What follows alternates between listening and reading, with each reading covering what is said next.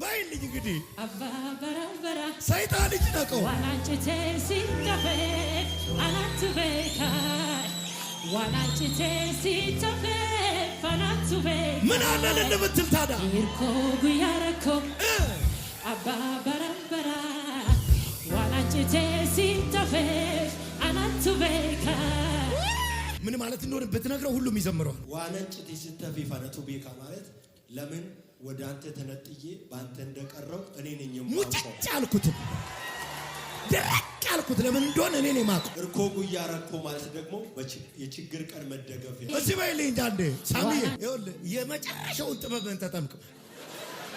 እርኮ ጉያረኮ አባ በረበራ ዋናንቺቴ ሲተፌ አናቱ ቤካ Harasi galato, borus galato,